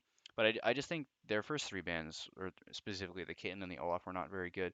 And then on the 100T side, I can understand, I know your point is going to be you're wanting to limit 80 carry pool and whatnot. I think that's your point, but I don't understand the. I can understand banning Senna, but I don't understand another 80 carry ban following the Caitlyn, because EG could have easily taken the Ashe first pick, and you yourself banning Ezreal could have like potentially fucked your whole draft. You have to pick some pretty, not necessarily off meta, but not you have to pick some not high priority 80 carry. Yeah. But the draft didn't exactly fall that way. But for the reasons I just mentioned, I didn't like their openings because I think if EG just drafted a little bit differently, they could have actually pinched 100T pretty bad in terms of 80 carry picks. Okay, so let's hold on a second because I need to clarify. I didn't necessarily mind 100 Thieves first bands, but I really liked EG's first three bands because I did think that Olaf was one of Contract's best champions. Did you say that? What team did you say that he played it against though? Played against C9, didn't they? Yeah, okay. And I thought that he may have played it somewhere else, but I don't know that for sure. But definitely the one that I've been saying and I've been pretty vocal about this on Twitter is banning the Galio against Ryoma. I thought the Galio ban was fine. I had no problem with that. Yeah, and that's mainly the one that I'm most happy with. I do get what you're saying as far as like the Caitlyn being available. The only thing is if you do pick the Caitlyn, that's where you probably run into the same issue that TSM ran into and 100 Thieves probably takes the Morgana because the Morgana wasn't banned until the second phase. So there's a lot of mind games that go into that. I don't want to get too deep into it, but definitely the biggest takeaway here is banning that Galio. That's the only champ that I've seen Ryoma look really good on this split. So I thought that taking that away from him was definitely the key to winning this game. And sure enough, he didn't really look too great on the TF. He made one play to start off the game, and they got first blood. But the other thing that I want to mention again is just the Renekton blind. And I'm not going to get into it again on why the Renekton blind is bad, but this was another one that we saw, and it didn't get anything done all series long. Really, really poor. But I digress on that. Yeah, I Um, mean, in this spot, it's bad, but it's not as bad because you can throw double bans top lane, but there's no point in picking the Renekton and then wasting There's your two like you bans mentioned top lane before, because there's it's so not many other good. Like, things. yeah, they're picking Ornn into it, so they're fine. It doesn't matter. Like the only spot where this could make sense is you flex Renekton mid and then you ban double top lane and take Ornn, or you send Ornn mid or something like that. But eh, the only spot where this ever works is if you're picking some sort of flex top laner that Yeah. can go mid, or yourself you're flexing the Renekton mid. It's just bad. Like I don't get it. It's just bad. Stop And doing it. something to be clear about too is that in this series, everyone in the world knows what 100 Th's game plan is. It's to get someday on a carry, and I guess in this series they decided to get him on the Renekton. But again, you can't really do much with the Renekton, especially if you're picking it blind. There are other carries out there. He's had a really good Camille game before. He's had really good Jace games before, but ultimately they went with the Renekton and they just got dumped on all series long. Well, Um, the I first actually one thought, was probably yeah, an okay start, I would I say. thought they actually played the early game of the first game actually pretty well. I think someday Yeah, he's the best player on that team, and he was definitely like maximizing his leads as much as possible. I think at one point when when there was that huge bot lane fight early in the game, like Someday was up like 45 CS and like two tower plates. They had a good dive top lane before that. So I think, they were piloting the Renekton and the Nidalee properly. But this game still showed that these champions still are not useful past more Renekton than Nidalee, but it's these champions are not yeah. very useful past their like expiration date, which is 20 minutes. I don't mind the Nidalee just because that is Contract's Yeah, playstyle. it's his So best that's the champion one as that, well right now, so yeah, I thought it was like okay.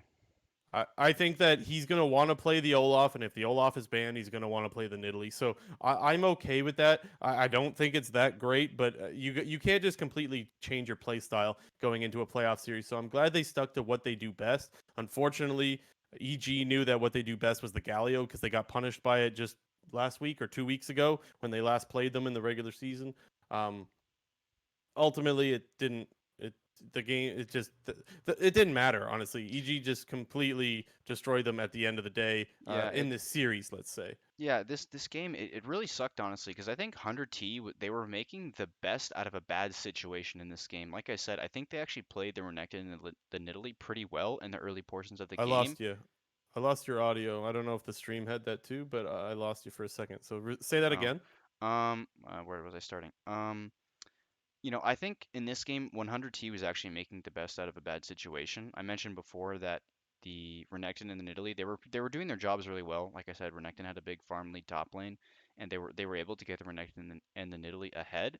But once their champions kind of got outscaled, like they went to this like sort of miniature split push, this like random split push that they couldn't really split push with because they didn't have the champions for it.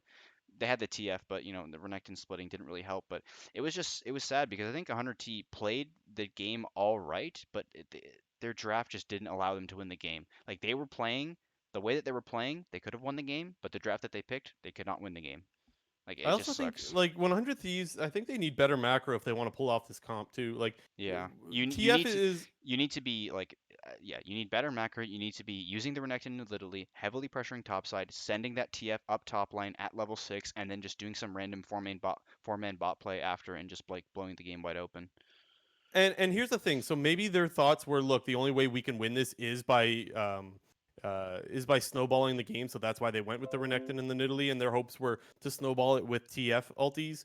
But ultimately they weren't really able to do that. So rip, I guess. And anything else before we move on to game two? There wasn't really much for 100 Thieves fans to be excited about other than a Dragon Steel or two in this game. Honestly, Svenskeren just popped off on the Graves, which, by the way, also, if we're talking about priority in the draft, Svenskeren first picked uh, Graves in every game this series. Yeah. So we'll move on to game two now. Game two, 100T. Sides were switched this time, and 100T kind of opted into the same thing even in a worse situation this time. I know I just mentioned how Renekton's not as bad in the spot they picked it in game one because they can pinch top lane bans plus pick a flex top mid laner. But they opted for blind picking the Renekton with EG to just respond with Shen, and Yeah. I don't get it. Help, GG, Man, I just please thought it help, was so help, doomed help. when this happened. And the game did actually go quite a while. Like 100 Thieves had a chance to win this game. But when I looked at draft, I was like, oh, this is not good. The only thing that I did really like is, of course, the Blitzcrank. I loved the Blitzcrank. So Evil Geniuses, they lock in the Tom Kench. 100 Thieves says, okay, we're going to play the counter to Tom Kench. And they lock in the Blitzcrank. And it wasn't the worst. Like, I don't get me wrong, it wasn't great. Like, Poom did not have a good series. We'll get to that in a little bit. Yeah. But I did like the idea of, hey, you know what? Let's put Poom on something that can try to carry from the support role, and they they gave him the Blitzcrank. Uh, this game, so there was one team fight where I don't think the fight could have gone any better for 100 Thieves. Like everything you want to have happen in a team fight happened. The Blitzcrank was able to pull the carry, so he was able to pull Golden Glue on the TF. You had the perfect flank from the Renekton. Renekton goes in, flanks, and he goes to try to erase someone, and Tom Kench devours someone, and Renekton just dies in the middle of the team fight. Yeah. Like it nothing really worked. I know we harp so much on this Renekton pick, man, but I can't ignore it. Like I'm watching the games and this is what's happening, and it's like teams continue to go back to this pick. It's so bad. Um anyways, what else happened in this game? Oh, Oh okay. yeah, I want to okay. talk So about the the level 100. one. I need to talk Okay, about yeah, the go level go one. ahead. We'll start with that. Go ahead. I was just kind of like baffled. Okay, with the level one, I think EG actually played it really well, but I don't, for the life of me, understand why 100T is invading into Ash, Graves, Tom Kench, Shen. Blitzcrank, man. You know, it's I, solo I, queue invades. I can understand that, like you want to like maybe get a blitz hook, but like it was like super super troll. I don't remember who it was, but like somebody walks into the bush right below the red buff, like completely blind with like no team backup, is just walking in. EG baits they baited the 5 point defense really well by sending one person mid, one person standing in the top side of I the think it jungle. was the Blitzcrank that face checked. Okay, I think it was. still, I'm not sure about that, but I think it was. I think EG did a really good job in baiting the 5 point defense with then sending their support to stand in that bush inside of the right below the red buff. But I still again cannot understand why they're walking into Ash, Tom Kench, Shen, because Yeah. if Well, they got like punished for it. if like you're basically kind of flipping your level one on the hopes that Blitzcrank lands the hook. And for that, I when you're down in a series like this, and I don't understand. Yeah, I want to talk about what happened later in the game because somehow, well, not somehow, honestly, what happened was Evil Geniuses weren't able to execute on their comp enough. So you have the TF and the Shen. Basically, there's two main ways that this comp can fail. One, you have poor wave management when you're going for your double ulti play. Or two, you take bad pathing on the TF when you're trying to roam down because it's not a full global. It's a large radius, but it's not a full global. So you do have to watch your pathing but when you're going to make a play. And it was the second one where EG had an issue that was Golden Glue tried to roam down bot to make a TF ulti play. In the middle of it, him and Svenskeren kind of got caught up in the jungle. 100 Thieves was ready for it and they kind of got picked off. And then the game just stalled out. And with a couple of Dragon Steals, you had Ocean Soul, given over to 100 Thieves, and they were still not able to close out this game. They got Ocean Soul, then they got Elder, then they got Baron, and they had a minute and 20 seconds or a minute and a half, I think. I think it was a minute and a half that they had after resetting to use their Baron and Elder at the same time with Soul. Remember, and all they got was a mid lane inhib. And then once they got the inhib, they had another minute and 20 seconds with Baron. They dicked around mid lane and they A-rammed, and then Ryoma got And picked off by ARAM. a gold card. It was so bad, dude. This was a team that did not deserve, like the way they were playing, they did not deserve to be in playoffs. And this is why people were saying that it was a waste of time having 7 and 8 in playoffs because of performances like this game. This is a game you should win, man. I don't know how many more buffs you need to close out the game, and they couldn't do it. And as soon as they lost that one, I'm like, this series is over. This is so done. And sure enough, game 3 was a stomp. It was after game 2 was close and it shouldn't have been. Game 3 was an absolute stomp. Yeah, to be honest, I didn't really pay too much attention to this game because, like you said, if 100T can't close out that last game, like, what are you hoping like Yeah, to happen in this one? there's not much to say. The draft was a little bit interesting. That's what I'll say. So Evil Geniuses in game 3. Now they're up 2-0 going into the last game. There's the Evil Geniuses or Evil Genius on blue side. They first pick the Graves as per usual throughout the rest of the draft. And they have Yumi Lucian this time for their second and third picks. They take Yumi and Lucian, which we saw TSM pull this out not too long ago. I really like this. This to me felt like Evil Geniuses was experimenting in playoffs. That's what I thought was going on here. I thought, oh, they were able to win that last game despite not ever deserving to win that last game. They're like, okay, we can win this series, no problem. Let's try something else out. And they went back to the Hecarim that we saw earlier, and I like that. I thought the Lucian Yumi's good. I think Yumi's good with the Hecarim. So I thought the draft was pretty cool. And even 100 Thieves, they did something interesting. Now, Poom ran it down on Pantheon. He was 0-8-4. But Oh man. but I didn't think the Pantheon was that bad of a pick because the Ezreal can Q farm. He could play very safe and be able to farm in lane.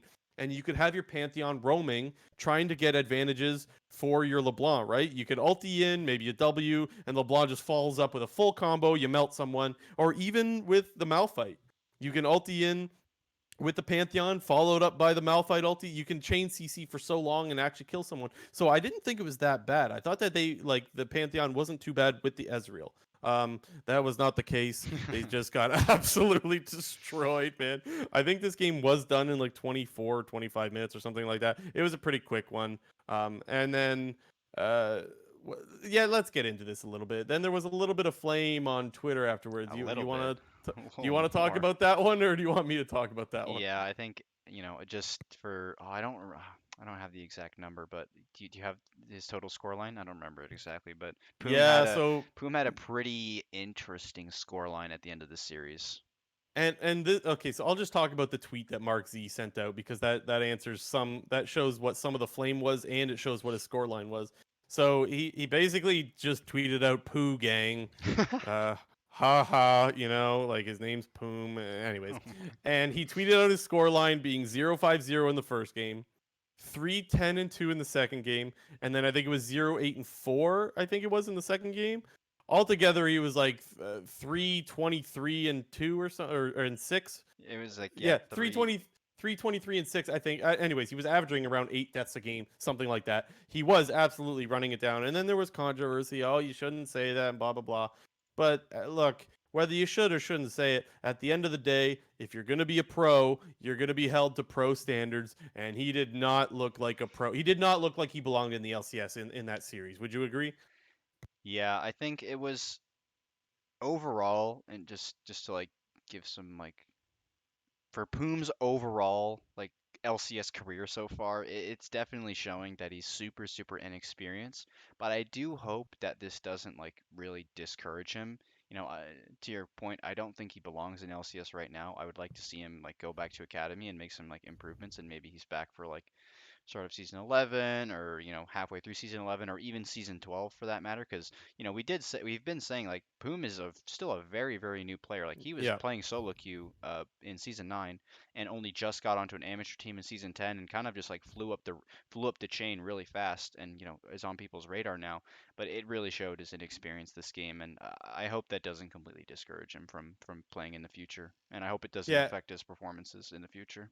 And there was a flame on social media that was a lot worse than that, and that's where Papa Smithy and Kelsey Moser Moser. stepped in, the two coaches, the academy and pardon me, not the two coaches, but the academy coach and the GM. They stepped in and asked people like, "Hey, like, come on, guys, like, you don't need to be flaming on Twitter and stuff like that. Like, he's a new player and whatnot." And I do have to give a hats off to the coaching staff and the management for doing that. I'm glad that they came to the defense of their player. That's something that I think you should always do.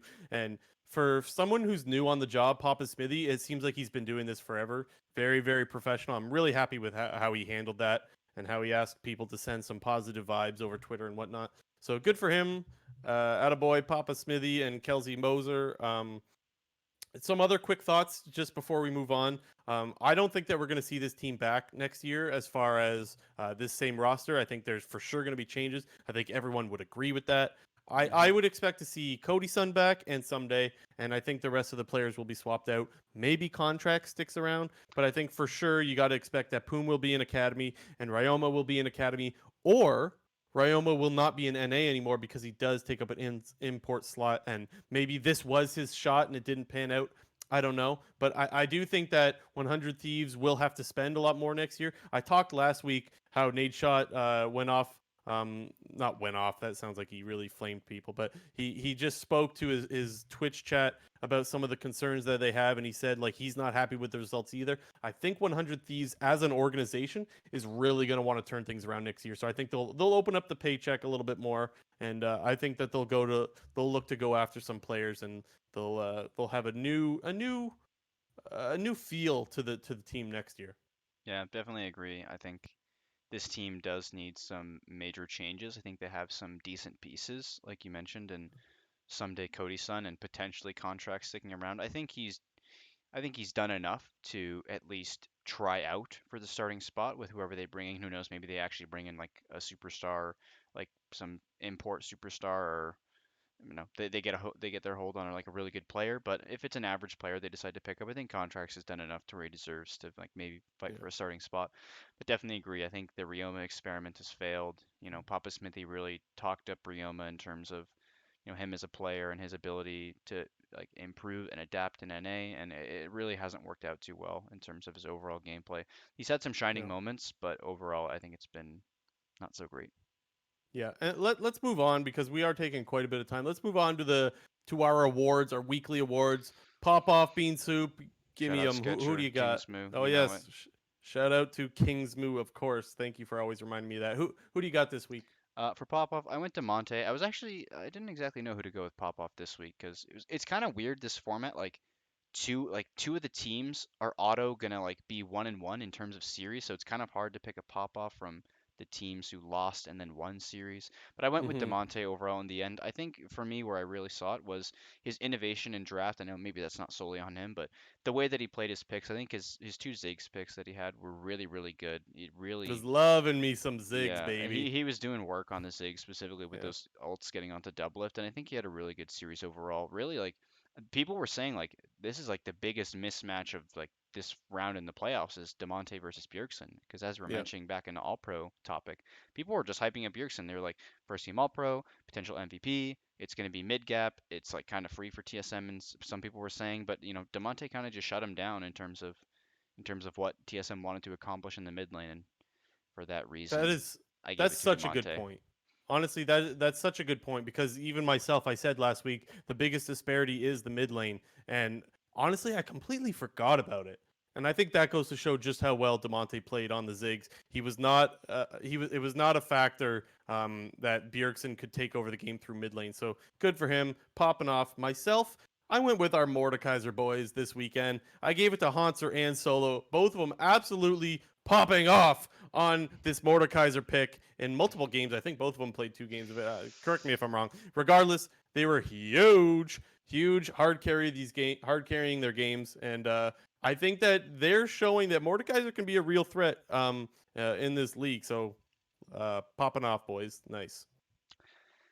Yep, and for my bean soup, I don't think this is going to be too big a surprise, but the blind pick Renekton's are just not doing it. I know we talked at lengths about, you know, the positions and where teams are picking the Renekton and in spots where, you know, it can be better than like how like it was a little bit better in one spot that they did it, but overall Yeah, this champion is, you know, when Spear of Shojin was out, like this was a power pick champion and a champion you can carry on and does kind of like extend the expiration date of Renekton of like 20 yeah, minutes to like 30, 35 minutes, but it ain't doing it's it. gone. Shojin ain't in the game no more. Yeah, that item doesn't exist, and for that reason, stop picking this damn champion.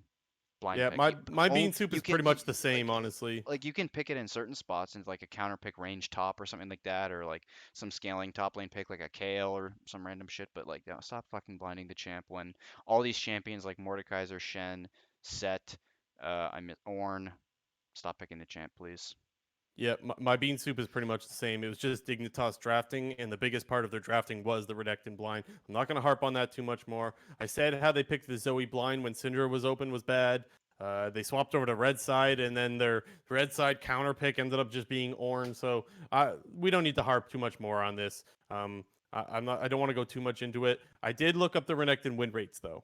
So on the global scale, he's got a 52.5% win rate. In North America, he's got a 42.9% win rate. And he's that's without counting playoffs, and now he's 0-5 in playoffs. Mind you, Yeesh. on bad teams, but 0-5 in playoffs. So just goes to show I don't think NA's using this pick properly. Let's stop talking about that. Let's move on because we have some new playoff series coming up this weekend. This week, actually, Thursday, 4 p.m. EST. I'm going to harp on this again. Thursday, 4 p.m. EST, 1 p.m. PST. We have Cloud9 versus FlyQuest. Let's go, baby. One of these two teams is going to Worlds. Yeah, it's this is honestly the best. This will probably be one of the best series of playoffs, most likely, just based on the Yep. form of the two teams. You know, C9 kind of on the decline a little bit. FlyQuest on the upswing. Had a bit of a close series against EG, but I think we all recognize the power of FlyQuest in terms of their best players and, you know, their drafting. So I think it's going to be a really good series. Me personally, I'm going to take C9 to win this one. Okay. And one of my main reasons for that is Wait till the end to do your full prediction. Wait till the end to do your full score line. We'll do it like that. wait, oh, wait. Oh, do you want to do the full score line now? We No, can do no. the full score I line was now. just gonna say C9's gonna win. Okay, go ahead. Yeah, sorry to interrupt. Go ahead.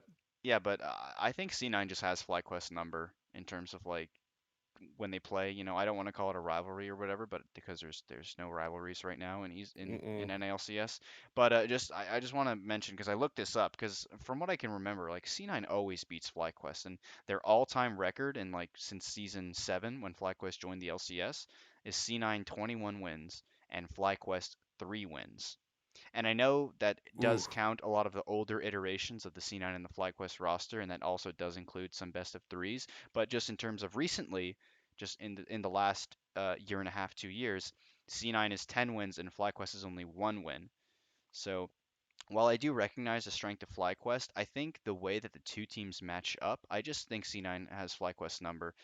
The way that PoE wants to play the game is he wants to pick a control scaling mid pick, whether that's an Oriana, a Kog'Maw, and any whatever he wants to play, he wants to sit in lane, farm his Syndra. lane. Yeah, Syndra. He wants to sit in lane, farm up, and play for the late game. And I think the way that C9 sort of plays around this with Niski playing shove and roam champions and just I predict, in this series that, C9 is going to adopt that same strategy in terms of picking Niski as strong, pushing and roaming champion to help synergize with Blabber to make plays around the map. And, you know, they're just going to take it. C9 is just going to take it wherever Power of Evil isn't. And I feel like that's what C9 is going to do to win this series.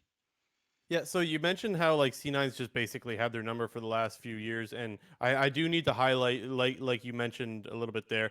This is a whole new FlyQuest. Like C9's always been good and they're still good now, but FlyQuest has always been pretty bad and now they're really good. And so I think that it's a completely new story now. I think like even if FlyQuest does lose this series, to me this is a whole new chapter of the C9 FlyQuest story, if you will. But what I do want to talk about the similarities of these teams because they are both aggressive early, but even though they're both aggressive early, they're aggressive in completely different. You just Sorry, I cut out. muted myself there. I muted myself there. They're aggressive in completely different ways. Um, FlyQuest is very aggressive as far as their jungling. So Santorin is gank heavy. He's got a very good first blood percentage. He's always kind of getting involved in the lanes and ganking. C9 is very aggressive in they just want to fight. They're not looking to gank. They're looking to get around that first objective and just go ham. So that's where the similarities are. And Blue Jay getting fired up. Anyways, I'm so excited for this series, and I think that both teams definitely have their own versions of how they need to win.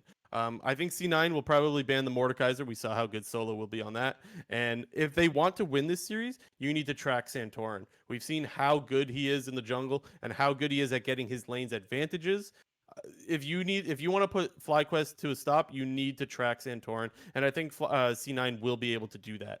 Another thing is I think you need to get Licorice the counter pick way before you get Niski the counter pick. We talked about how Niski just likes to roam. He doesn't really need that counter pick. He's just a shove and roam kind of mid laner, and I think you can do that. Also, I want to talk about Niski. He has a 53 KDA on Galio, which is Whoa. exactly the kind of champion that C9 wants to play. That's in 4 games.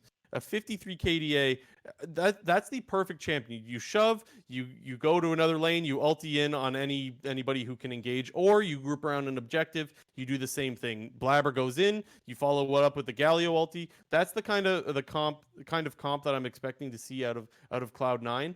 I also wouldn't be surprised. We saw Huni pull out the Hecarim. I wouldn't be surprised if Cloud9 does the same because I think you could flex that top and jungle. It's two guys that have shown they have a history of playing Hecarim before, and it's a really strong champion right now. I think that if you're FlyQuest, you need to ban that if you want to have a chance to win this series. Another thing that FlyQuest needs to do is they need to get Ignar on someone that can engage fights. That is when he's at his best, when he's on his Rakan, when he's on the Gragas, apparently. We saw in the last series, he looked really good on that. Get something where he can make something happen. We saw that he was playing Pantheon earlier in the year. Get him on something that can engage, and I want to see PoE's Kog'Maw come back. If Cloud9 leaves that open, I think they will regret it. I think that PoE is going to absolutely pop off on that champion. And the other last thing that FlyQuest needs to win this series is a winning bot lane.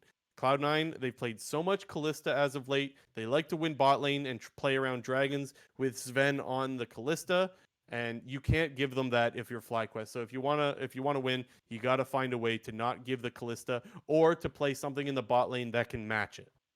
Yeah, I think if FlyQuest sort of takes a backseat approach in this draft, I think they're going to get smashed. I think that they need to pick not necessarily an aggressive jungle champion like an Olaf or a Graves, but they need to pick some sort of a duelist jungler, maybe like the Volibear or the Set in some cases.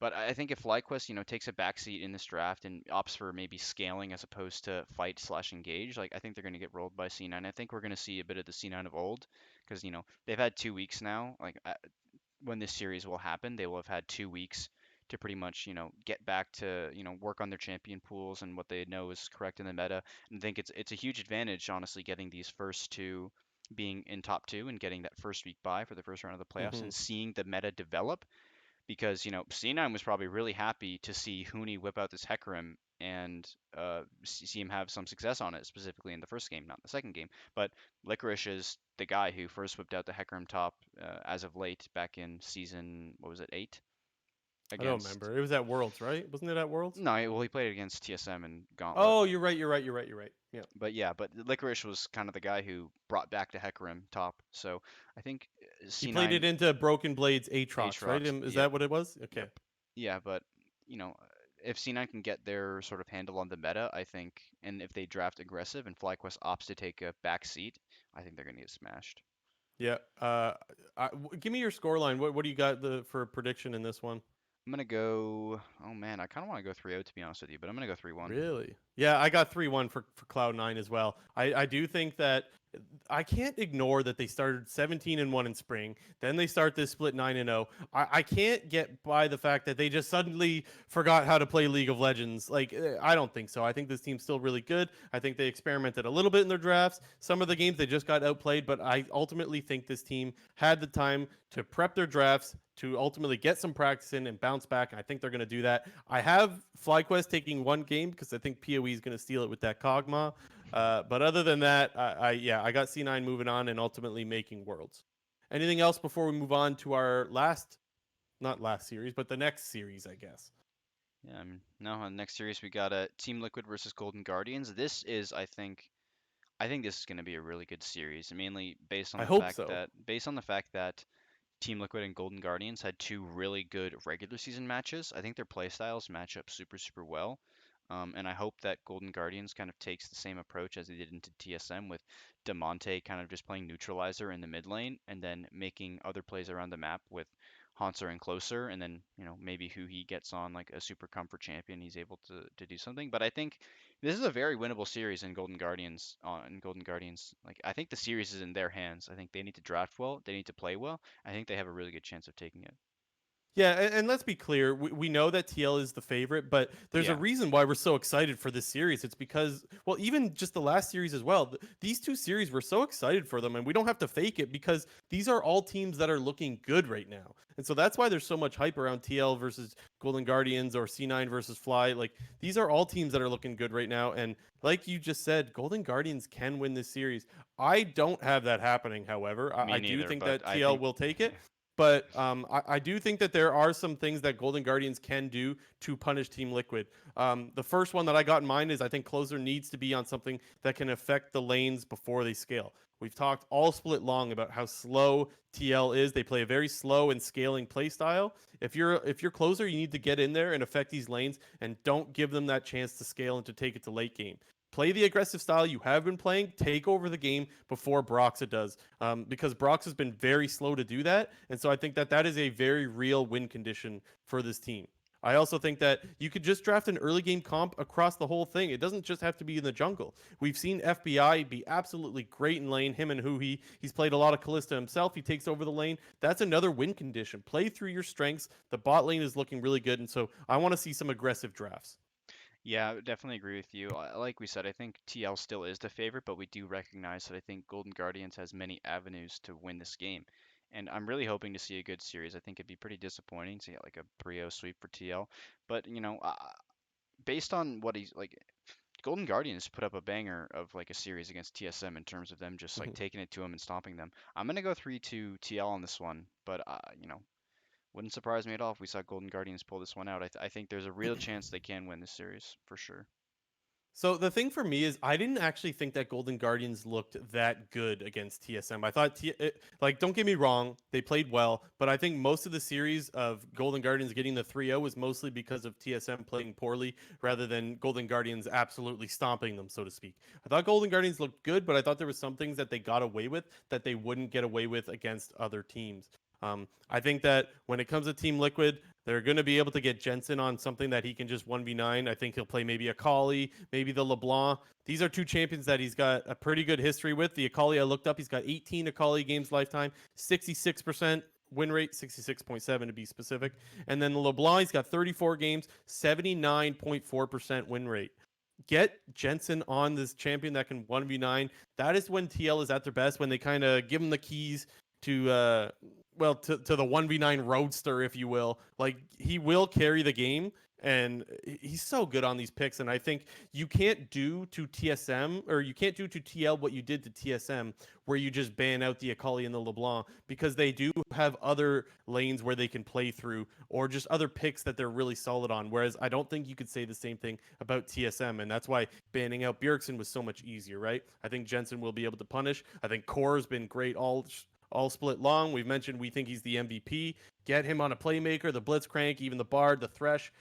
He's been so good, so good, and I think this is how they're going to win. I have TL taking it 3-1 in this series. Yeah, like I said, close series. I think it's a 3-2 for TL. Yep. I'm nervous because Golden Guardians went 0-2 in their last week of regular season. And then even though they 3-0'd TSM, I didn't think that they looked that good. I'm nervous, right? I want to see Silver scraped. I want it to go 5 games. I don't care who wins. Just let it go 5 games. This will be such a great series. Hmm. With that, though, let's move on because we've gone quite a while this episode. I don't want to talk too much more about TSM and EG, but we do want to mention that they will be in the lower bracket. I don't. I have TSM actually bouncing back. I don't know. We don't know who they're playing against, so we don't want to make any predictions or anything like that. Regardless, if TSM does happen to play Golden Guardians again, I would probably actually take TSM. Now, I'm not, like I said, I'm not going to do a prediction or a score line, but I don't think TSM is down and out by any means. I really am looking forward to whatever series it is that they're playing against. And same with EG. I think that they've shown that they're not that bad of a team. Or they're not even that not bad. They're okay. They're a decent team, and they can hold their own. So I think regardless, what happens in this series of the lower bracket won't be what happened this past weekend, where we saw Dig and 100 Thieves just absolutely flop. Yeah, I think for both the teams in EG and TSM, they want a rematch of the previous two best of fives they play. Yes. So they're hoping for C9 wins and TL wins. Because I think both of these teams, as you mentioned, hopefully TSM can make the adjustments necessary and can bounce back, and they get a rematch versus Golden Guardians. And on the EG side, they just played a 5-game series against FlyQuest, going all the way, and honestly could have won that series. So I think both of these teams hoping that the favorites end up winning out so they can get rematches from their round one series. Yeah, but ultimately, I think this week is going to be the best week of playoffs we've seen, because I think we have 4 good series almost no matter what happens. But maybe I'm getting a little bit ahead of myself. Maybe I'm getting a little too fired up, as Vampire says in the live chat. But anyways, let's move on to the bets. You wanna pull those up, and let's see what the odds makers are giving us for this week. Now, just of course, we know that these are not the same odds across all betting sites, but in this one, I don't really know what to take. There's nothing that I like all that much. I would say the best thing that I like is the over 3.5 games in the Cloud9 FlyQuest series. I think this series should have 4 games in it. I don't think it'll be a sweep. What are your thoughts? Do you guys have anything that you really like in this one? Yeah, I don't know. It's kind of tough to tell. I mean, I don't really like taking the favorite in either C9 or Liquid to outright win. They're It's getting too 20 cents yeah, on a dollar bet. it's Like, it's too just little, not not worth. worth. Yeah, I don't know. And the thing is, it's great. Like, maybe you take FlyQuest at 4.25 or Golden Guardians at 4.25. Like, $4.25 on a dollar bet is very, very good, man. For what we've said is not free series for the favorites by any means. With that said, it's too hard to ignore who you think is going to win, so it's hard to take the upset like that. Um, Last week it was a lot easier to take Golden Guardians over TSM. I thought that was a way easier upset to take. This week it's so not easy to do. If there's one that you have going more than 3 games that you think for sure won't be a sweep, what do you think? Would you say the Cloud9 FlyQuest or the Liquid Golden Guardians series to I'd be say an I'd say the Liquid Golden Guardian yeah, series would be more likely to go not a sweep. yeah.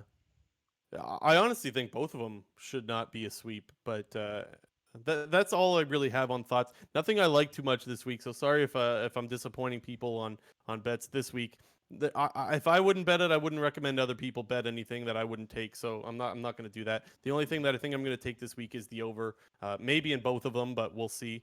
Um, Anything else on the bets, JNT? You're good with those? Yeah, good. Just thought of one other thing if you wanted to make a quick prediction, might be obvious, but they're going to reveal coach of the split or coaching staff of the split as they've now renamed it. But Yeah, I think I'm it'll be okay with Jet. giving it to Jet. Yeah, I think it's a pretty obvious. and the thing is, it's a new coach. It's a brand new coach. He took a team that was 7-11 in ninth place in spring split to bounce back, go 15-3, their best split ever. We've talked about this all split long, how like they haven't looked like a 15-3 team despite their very good record. Um, but you can't ignore that. That's such a good record for a Hmm. brand new coach to just bounce back with only changing one player. Not to mention you're losing double lift.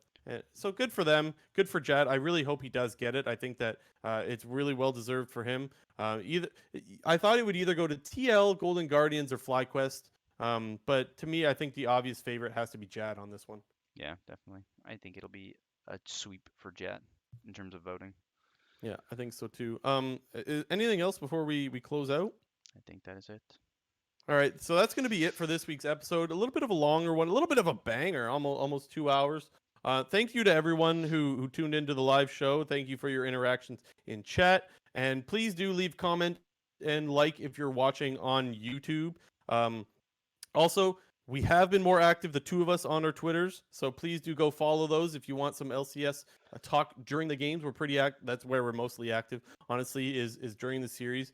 So go check us out on there. You can get updates about when the shows will be and things of that nature.